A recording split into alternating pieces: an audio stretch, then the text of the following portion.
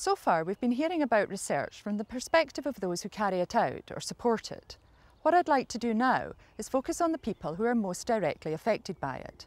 My first port of call is Derek Williams, a service user who recently took part in a research study. Derek, can you tell me a little bit more about the project that you've been involved in? The project involved doing artwork. So we did, in my case, I did things that were situated around the room. So basically I used charcoal and I used soft pastels and did line drawings with pencils.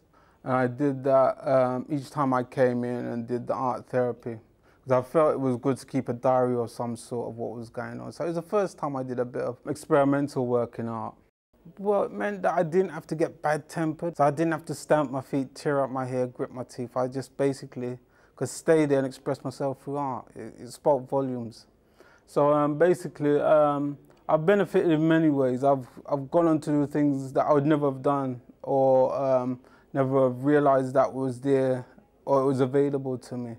There's more to life than just basically sitting down at home and maybe watching television, you know. Now I go to the National Gallery, I go to the Photographers Gallery, I go to various galleries just to see the various benefits that can be gained, just not by just drawing, but also looking and appreciating other artists' works. And when you came into the research programme, what information did you get about being involved? I was informed by a doctor that the project was going. I got a questionnaire. I participated in filling out the questionnaire. When we finished, we did 2 more questionnaires at the end of the year. And the questionnaires we filled out again was basic ones which one should understand and know the answers. Derek, what are the downsides to taking part in research? I can't think of any downsides. The only downside is that it didn't last long enough. It was only a year. That's about the only downside.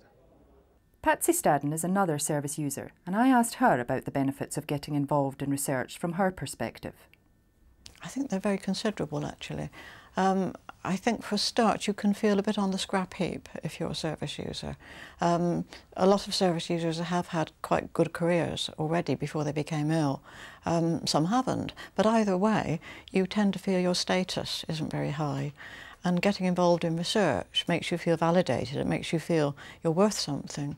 And also your experiences, you want to tell people what your experiences were like, partly because it makes you feel better, but also because you really do hope that it's going to make other people's experiences better. As a service user, Adam Black has been promoting service user involvement in research for many years. I asked him why he got involved in the first place. It seemed to me that a lot of the arguments we were putting forward about how service provision should change needed more than just the strength of an anecdotal argument to support it. And the most obvious way to produce an evidence base to support one's arguments is to do research. So how, as a service user, do you feel that you can influence the research agenda?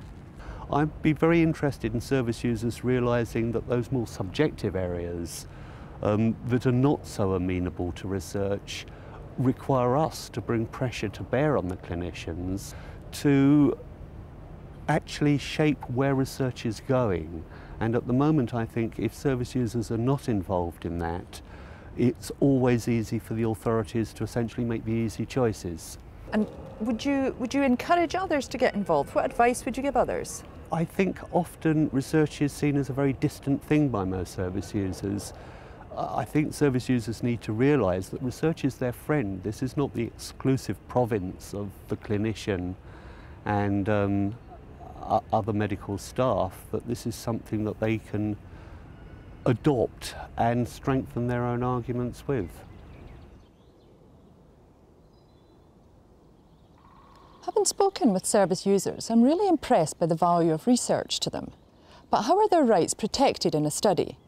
To find out the answer, I spoke to Jessica Nagar, who's a clinical studies officer and who works directly with research participants.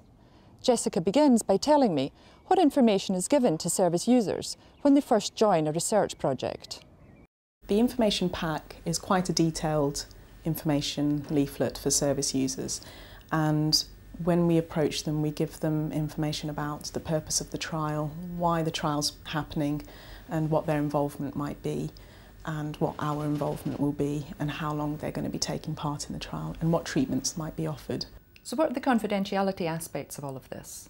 Each patient that takes part in the trial will be explained that all their information is kept confidential, and it will be in line with the Data Protection Act. So the information will be anonymised and they'll be allocated a study identification number, and only the researchers will know which number correlates with which patient. And all the questionnaires or assessments that are completed will be locked and stored.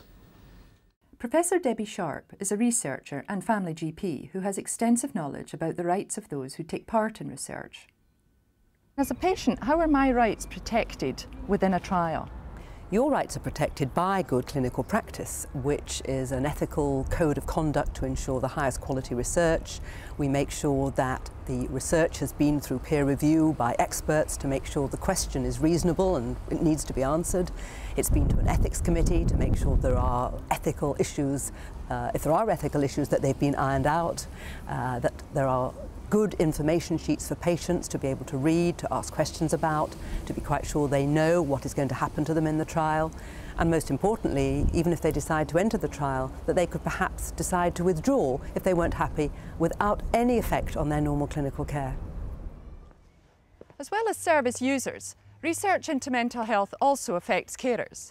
One such carer is Marshall Whiting, who has a family history of mental illness and who's been involved in several research studies over the years. I dropped in on him to get his view. Marshall, what kinds of research projects can you get involved in? Oh, there's a whole variety.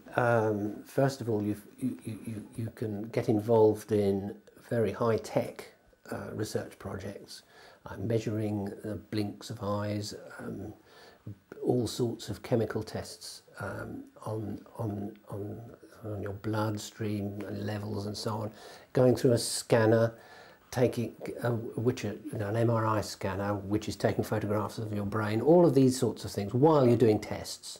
But the other side of it is building up and getting involved in building up a database on the family or the environment in which you live. And that might just mean filling up a questionnaire. It could only be four lines of a questionnaire. So is it worth being involved in research? Every second that I've been involved in research has been worth it. It's beneficial to my own well-being because I feel I'm contributing. It's probably going to be beneficial to my son eventually, or maybe my grandchildren, who knows? During the making of this programme, it's become very clear to me that service users and carers can make a difference. But with more service users and carers, we may be able to make an even bigger difference. So why not contact the MHRN today and ask about how you can get involved?